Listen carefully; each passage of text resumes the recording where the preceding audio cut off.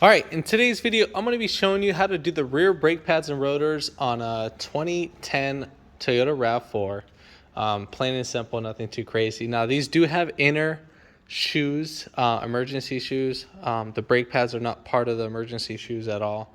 So just so you're aware. For the driver's side, you need to be very cautious when you are jacking it up. The only spot I would recommend lifting it up at would be the rear, right here on the subframe, because if you lift it up over here, you can see your fuel lines right over there. You can see your gas tank. You don't want to pinch none of that stuff, so I wouldn't recommend to lift it. I put my jack stand on that knuckle just so you're aware.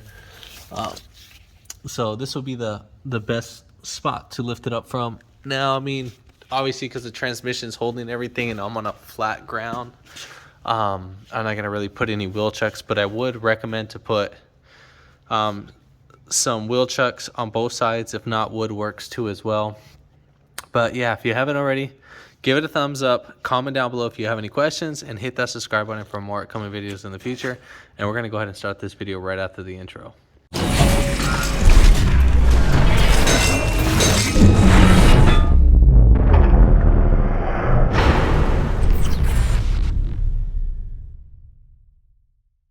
All right, so basically what we're gonna need is 21 millimeters for our lug nuts. So we are gonna take that off. Make sure your emergency brake is not on.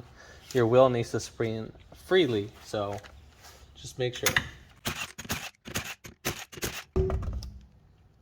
All right, so we're gonna need to take off our caliper.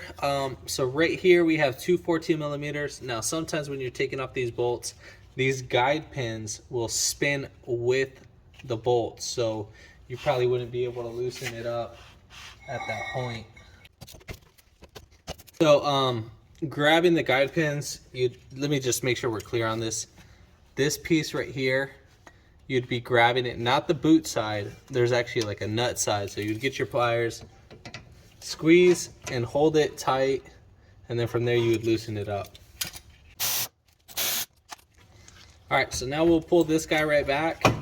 Literally, this guy is very light. Some of you guys might give me crap for hanging this down. I mean, nothing's gonna happen. It's very light. I've been doing this for so long. Nothing will happen. Unless if it was really heavy, then I wouldn't do that. All right, so next thing, we got two 17s, one right down here and then one up here. We're gonna go ahead and take those off too as well.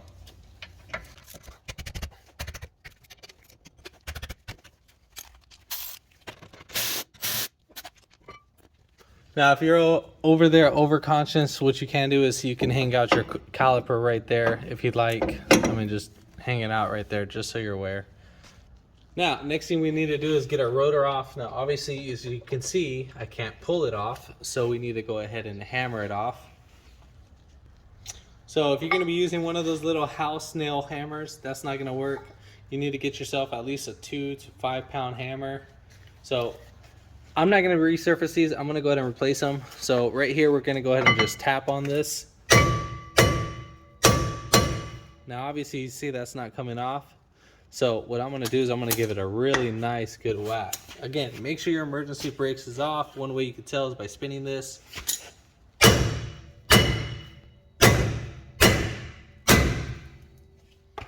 And then that one is actually really on there. So, all right.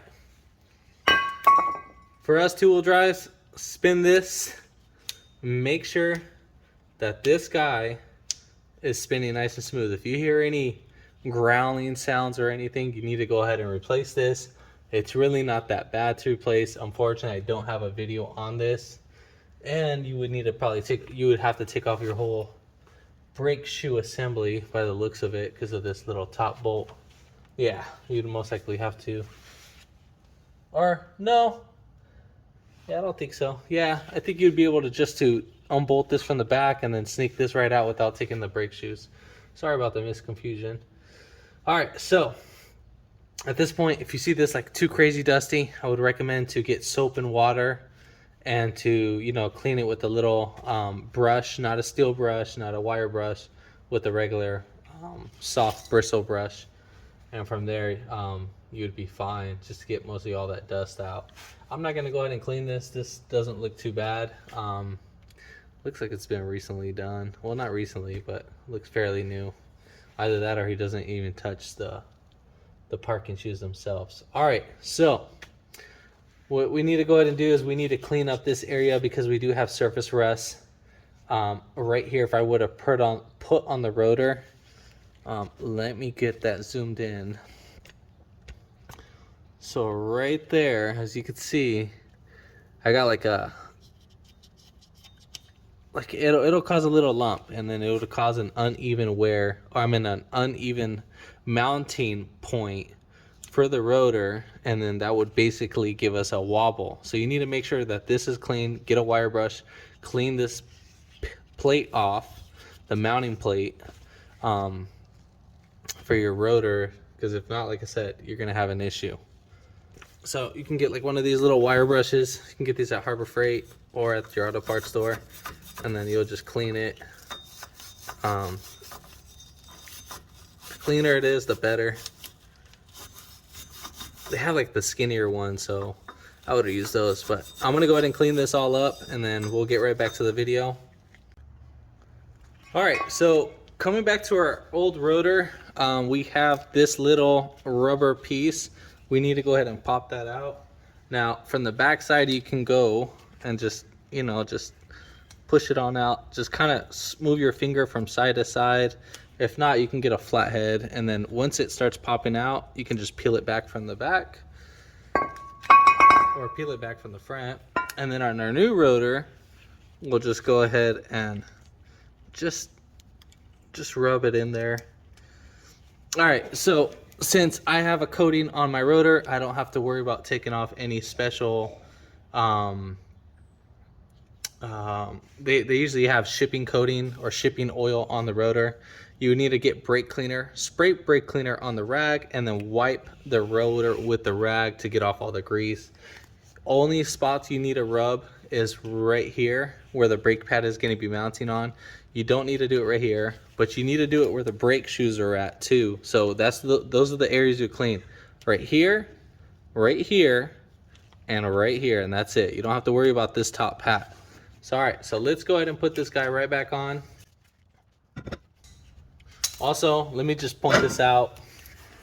This little rubber piece right here, make sure it's on one of the indentations. Obviously mine has multiple indentations, so I wouldn't have to worry about which side it goes onto. So just so you're aware and we don't skip that. Maybe one of you guys might have one of those aftermarket ones. All right, so we're gonna go ahead and take off our old brake pads. Remember how this is. Obviously this is actually on the top. Oh, I'm sorry. This is on the bottom where it should be. I got kind of confused for a second. This is kind of like a little wear indicator. So, or I could put like tension on the pads. That will basically give us an indication on when our brakes should be going out.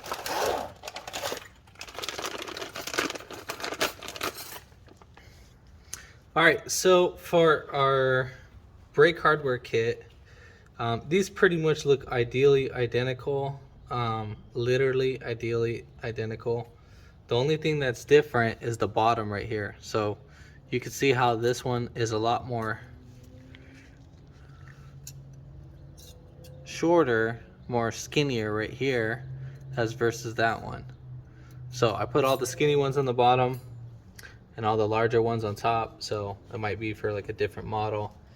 This one is looking like it's the larger one. So let me go ahead and match that. And we are, bam. So this is the one that we are gonna be using, because if I were to compare this with that one, as you can see, this one that is actually bigger. That's the only difference in these. So the top one is gonna be our one that we're gonna be using. And pull them one at a time.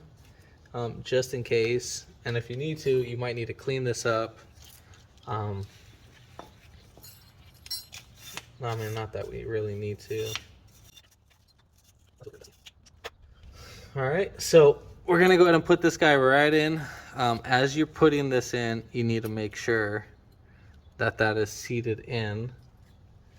Now this one, obviously, it feels kind of loose in there. I might have to revert back to the other ones. Let me try this one out. Yeah. So they both feel loose in there.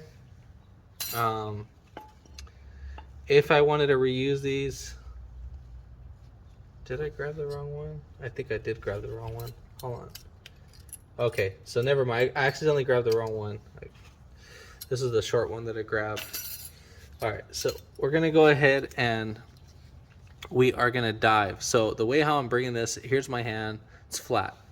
So as I'm bringing this in from this little piece right here, if we can get this out, I need to bring this in, diving in, like we're gonna dive in the pool, and this needs to go in first. So as I'm bringing this, we're gonna bring it just like that, and we're gonna push this in just like that, and then we'll go ahead and bring that down.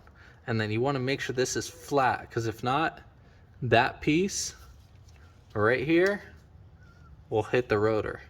So you see how it sticks out a little bit? I think that part should be fine. If not, you can get a flathead screwdriver or something and just make sure it's seated in. Obviously we are seated in as much as possible, so that's pretty much it. All right, so now we're gonna go ahead and repeat the same thing for the other one. Also, when you are scraping this, be very careful. Make sure you're doing it in a well-ventilated area, because you do not want to breathe in brake dust. That's the last thing you want to do. All right, so now we need to clean up our guide pins, or re-grease our guide pins. So they're on there kind of, so as you can see, I got to use a little force. So that's how they should be moving without that much force. So we need to go ahead and re-grease these. So you're gonna grab the boot, peel it back, and then pull out this guy. It still has some leftover grease, but we're gonna actually give it some more. All right, so again, we're gonna grab our guide pin. I'm using brake grease.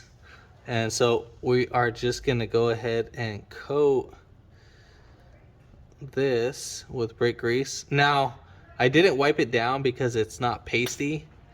If the guide pin was pasty and it was like gooey, whatever, then I would go ahead and clean it and wipe it down. But it's not. It's really not. It's perfectly fine. These are still good. All right, so we are gonna be fine after that. Insert that back in. Now let's say if your guide pins shoot right back up. What you're gonna do is you're gonna push down on the guide pin itself. As you push down, you're gonna squeeze or peel back the boot just a little bit, just to let air escape, because that's what happens sometimes. All right, so now we're gonna go ahead and put in our caliper bracket. Just slide that one right in there, and then we'll use our bolts.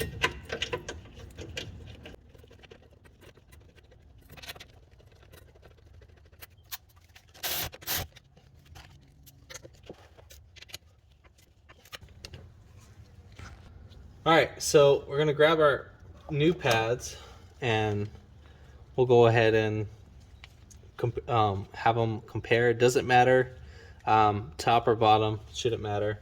But we got to get our new, I guess you guys can call these wear indicators or anti-rattle clips. I don't know the actual proper name. But these need to go on the bottom of the pad, because that's where it's gonna wear out the most. If you didn't get new ones with these, you can actually take these off from your old one and transfer them over. So what we're gonna go ahead and do is that we're gonna start from the inside, just like that. So this is flat, this is inside. So we're gonna point them at a little angle. I'm gonna push them in just like that, and make sure this piece is pointed towards where the brake pads are at. All right, so we have it just like that, and that's the correct way. You can actually flip this backwards, and that is not the correct way. So now we need to go ahead and grease up our brake pads. We are only going to be greasing our contact points. So we just need I'm going to put some right there. We're going to put some right there, right there. Oh, and don't forget the back sides. Now you don't need to put any on the indentation, just only right here on the edges. And that's pretty much it. You're not gonna put any right here. You're not gonna put any right there. It's not gonna make a difference. All right, so basically the way how we're gonna slap these guys on, you're gonna start from the bottom, spread open the pad a little bit. Sorry if my hand's in the way. So we're gonna do that, and then, you know, just kind of work your way. If you need to open up the brake pad a little bit, and then I'm gonna do the same thing for the inside. So start from the bottom, work your way a little bit. If you need to, everybody has their own different ways of doing this. You can push inwards, and if you need to, you can actually go from up top and just pick this back right here, and then your pad should be able to sneak right in. All right, so now we're gonna go ahead and compress our caliper. One thing you should check, make sure your caliper isn't leaking. Be careful when opening this. This has happened to me where I open this and it squirts right in my face. So right here, you would get like maybe like a flathead, or you can get your finger. Now you're not trying to damage the boot, so you'd peel it back just like that, and then you would make sure there's no brake fluid. If you see brake fluid in here, you have to replace it, and then you would have to bleed out the brakes. So right here, we are going to go ahead and compress our caliper. Now you can use pliers, or you can actually get the proper tool. You can rent the tool from like AutoZone. Part number is 27111, and it's a brake caliper tool set. I do have other videos on how to use that. This one is just, it's a very easy one, and as I'm compressing it, as you can see, we got that. Now you see this boot right here, how it like folded right in. You're just gonna kind of wiggle it back and forth. Now sometimes they might develop air. They will get an air pocket and they'll bulge and they won't go. So you'd have to like peel back the boot on the inner side, like how we did when we were inspecting it for brake fluid. And then from there you would hear like a little vacuum or like a hissing sound from all the air that's coming out of there. So at this point, now we're gonna go ahead and put in our caliper, and then we'll go ahead and tighten our bolts.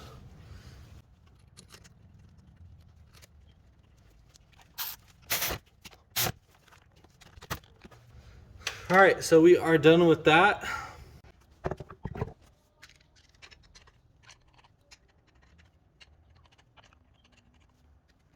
So we're gonna go ahead and tighten down our lug nuts, and we are gonna do this in a star pattern. I would recommend snugging the first two bolts, and then from there go back over.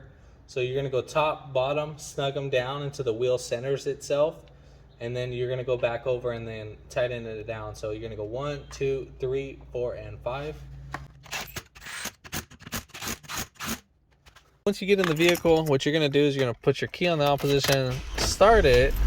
Unless you have the push start, then I would recommend pumping the brakes. So you're gonna pump up the brakes, and you're gonna keep pumping it until it gets nice and hard. And that's pretty much it. If you see a little smoke coming from the brakes, the rotors, that's perfectly fine. That's just it burning off whatever remaining shipping grease it has, and so forth. If this video helped you out, give it a thumbs up, comment down below if you have any questions, and hit that subscribe button for more upcoming videos in the future. And thanks for watching.